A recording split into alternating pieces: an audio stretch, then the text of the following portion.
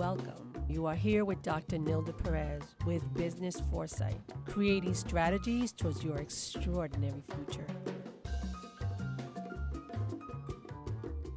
Yes, we're live.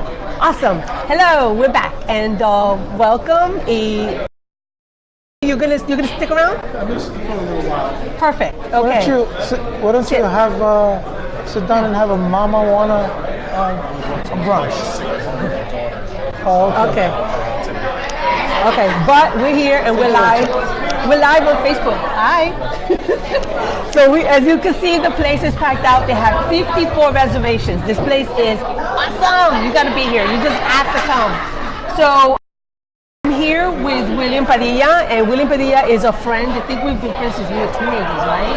It's been quite some time. Quite some time. Yeah. Been a kid, right? All the way back from church days. From church days, right? Yeah. Okay, so let me give you a little quick synopsis of who William Padilla is. William Padilla is an innate entrepreneur. He's been an innate entrepreneur since he was a teenager. He has established a number of businesses throughout his life. And today, he is a master carpenter and the owner of Bronx-based builders. He is also the owner of financer of 7-8 Lounge. He's a partner of Babalu restaurant. He's a partner of Mamajuana Café. He's been in the entertainment business for quite some time now. I think it's been about 10 years. 10 years.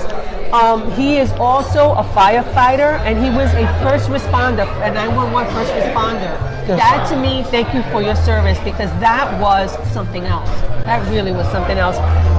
He is also an inventor, and he patented I'm going to call it an apparatus. He's going to explain it more. And William has had a very diverse resume. He comes from way back in the day. He's been a creator, an innovator, a thought leader, and I'm telling you, from where we came from, we're in the Bronx right now. This is where we were raised. And, oftentimes you think, what great thing can come out of inner city? And you've done phenomenal things. So I'm impressed. Thank you. Impressed. Totally impressed. And let's start. Let's ask you the first question. Your background was mostly in construction. I know you went to Alfred E. Smith, right? Went to Alfred E. Smith High School, graduated in 1974. And at that time, I had a passion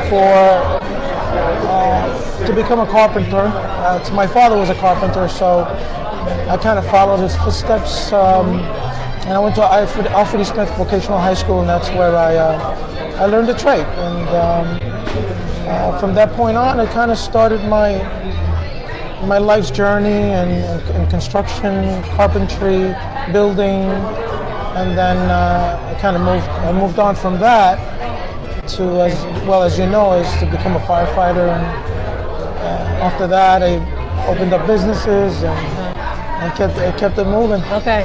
Yeah. So, when did you realize that you were not going to work for anybody anymore and that you were going to start your own business? That was pretty early on. Well, it was early on because I pretty much grew up in poverty. I came here from Puerto Rico at the age of 5 years old. I was raised by my mom. We were poor. Food stamps, welfare, and I knew that even as a child that I wanted better for my kids. And one of the things that happens now in society is there's just generation to generation we seem to have people stay on social programs and social services. And I think it's important that it is needed. Services are needed. Mm-hmm. But the next generation should not be on it. The next generation should move forward with education, jobs, and get off of it. And that's basically what I did. And I wanted better for my kids. And today my kids are, both master's degrees and working and being productive citizens. So to speak. That's awesome. That's awesome. So you have held both a career working, so you had a career, because a firefighter is a career, and simultaneously you had a business. What made you do both? Like, I know that you retired as a firefighter. So what made you have them both? Well, when I became a carpenter, I became a union carpenter in 1974.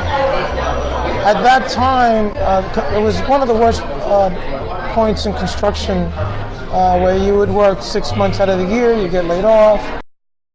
This is what I wanted to do at the time.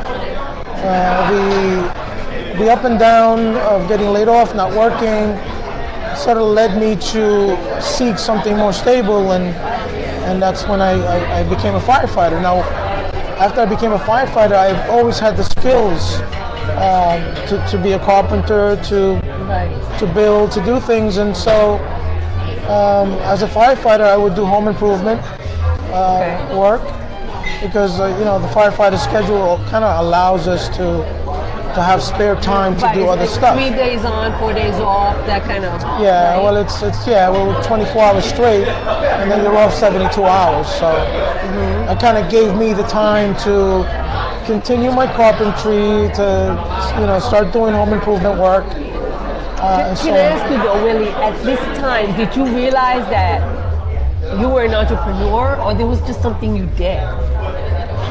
I've always, my father was an entrepreneur. My father owned a factory. He used to build handbags. And I think it's been in my blood to sort of be in business, be an entrepreneur, be a go-getter, be an achiever. Right. What's the next step? Right. I've never been the kind of guy that I set my goal, I get to that goal and I'm done. No, I always set my goal, and then after I've achieved that goal, then I go for something else. What's next in my life? What can I do? How can I take my skills to open up a business, make more money, and be at a better place in life. You knew my dad, and my father was that same way, and I think that they deposited things in us that we didn't even realize, because our parents, again, my father was an entrepreneur. All he knew was he wanted to work for himself. He didn't see himself as an entrepreneur or this businessman. He just saw himself as, I want to work for myself. This is what I want to do. End of story. But he deposited something in me that was, one of the things he kept criticizing was like, you're so educated, but you're working for somebody else. How smart is that? I don't think that's very smart.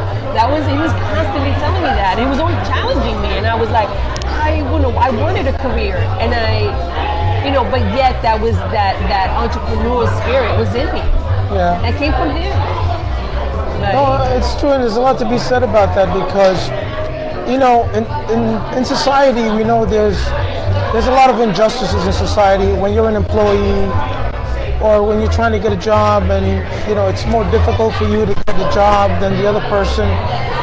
So I've always said the way you get even with society is you become the boss, and that's my mentality always. All right, as an employee, I kind of suffered a lot of things, being subjected to a lot of things that are kind of, whatever you want to call them, whether it was unfair, whatever, and I've always felt, well, you know what, once you become the boss, then that's how you deal with it. Yeah, you're in control. Okay, so as a business owner, I know that what we usually do, whether we realize it or not, is we seek out to solve a problem. And that's what you did with your very first business, which was, the carpentry. There was, and you saw that need as your job to do it. What did you, if you can think back now and you can identify, what did you see as the problem and you as the solution to that problem? Well, and as far as, home improvement was concerned, at that time, a lot of people, they'd have a two-family home, they have a basement, they want to create more income. And I was doing a lot of that at that time. I was converting basements into apartments so people could have more income. So I guess in that sense, excuse me, that might have been a problem that I helped resolve.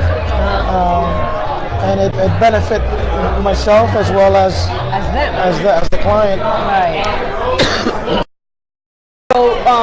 you were a firefighter. Excuse me. How were you able to manage both? Well, it's a lot of hard work and determination, a lot of self-sacrifice, a lot of will. And I've always said, in order to achieve things in life, I think the most important attribute you could have is to be persistent. Because a persistent person doesn't give up. Yeah. And it's really omnipotent to being a successful person, is to be persistent in anything you're looking for. And if you get knocked down, get up and keep going. Never give up. That's the way pretty much with everything I do. I really don't give up. I'm very persistent. I'm very focused. When I want to go after something, it's hook, line, and sinker. I've always said, if you're going to go after something, you never say, I'm going to try. Because when you say, I'm going to try, you've already defeated yourself. You're going to say to yourself, I want this, and I'm going to do it. And that's the best attitude to have to be successful, Right. Okay, I love it. I love it. Because that is the truth. That's what I've learned in my life is that persistence, tenacity, don't give up, and things are hard. And I always tell people, I always quit every night. I'm like, that's it. I'm done. I'm not going to do this again. In the morning, I start again. So it's that staying focused, So, if you want to quit, you quit at night. Go to bed, wake up in the morning, you do it again. Sometimes you have challenges in business and in life, but sometimes you just need to pause. You pause, regroup yourself, get a second wind, get up the next day. And sometimes you can't solve a problem that particular day, right. or maybe even that can't solve a problem. Thank you. But sometimes it takes to just be retrospect, take a pause, give it some thought, get back, and go after it again. Okay. And don't give up. Don't give up. Listen, I'm a kid who came here when I was 5 years old, shoeless, poor. And I have to say that I have achieved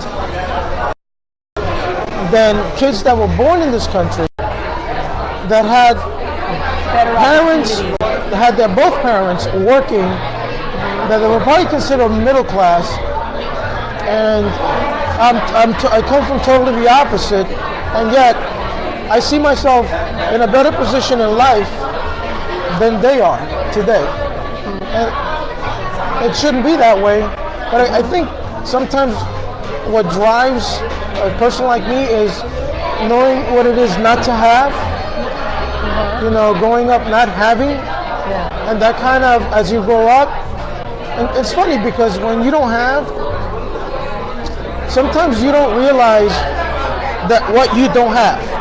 You don't realize how better off people are until you meet people, and then you say to yourself, as a kid, I used to say to myself, wait a minute, he has a bicycle, I don't have one. Oh, he's been to amusement parks. I never knew what an amusement park was like when I was a kid. Right. Until I met my friends, Sammy Rosa, Ruben, and their family was sort of like a middle class family. Right. And when I looked at their family, I looked at mine, I realized what I didn't have. Right. Because when you don't know any better. So at that point is when I start saying to myself, wow, look at all I didn't have, and I want my children to grow up not needing anything, having a better life than I did. Right. Right. Okay. So started with this carpentry, and then you go into the food and entertainment industry. Really, that's like a big difference between carpentry and this, or is it? Tell me, what made you go from one to the other? I mean, and not that you've left, because you still have the carpentry, the construction business. Well, here's how they correlate. So I have the ability to build, and not only do I have the ability to build, I have the ability to create. Because I don't just build from a floor plan. I have some creative skills, and so with that being said, okay, to be in business, you need to open a business and then you need to renovate it. You need to build it. So I've always wanted to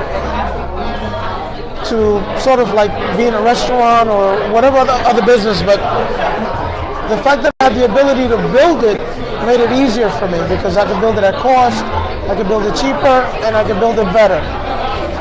And I was, again, one of the first Latin entrepreneurs on the Throgs Strip. And there was nothing here, right? Yeah, I've motivated a lot of people. Once I opened up here, many other businesses opened up. That's great. It's like a trend-setting thing, you know? That's why I called you a trendsetter. Call you a trendsetter. Yeah, you know, and that's the ability. Like you already knew that you were able to create. And that's what happened with my dad. Because remember, my dad was also in construction. He was standing with my dad. And what my dad would do is that he would look at an empty space, and that was like an empty canvas. Like that's what it would be for an artist. And my father would say, this would be a great bakery. And he'd build it. Yeah. My dad did not know how to cook. We would burn water.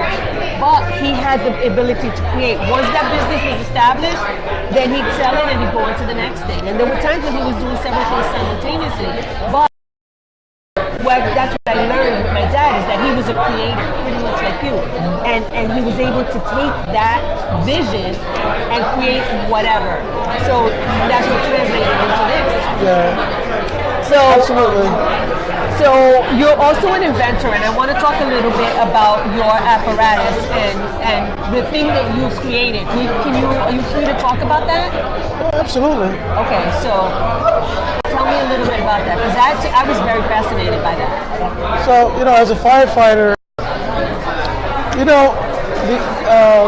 inventions are created by needs. So when you're in a particular industry or field and you get to experience those needs, I have a mechanical mind, so to speak, and right. So we used to have challenges as it applies to advancing hose lines, because hose lines are very hard to carry, and then there's a lot of back pressure. So you have 75 to 100 pounds of back pressure on a hose line, and it's very difficult for a firefighter to handle it. It takes a lot of brute strength. So I came up with this tool called a hose handling device. I patented.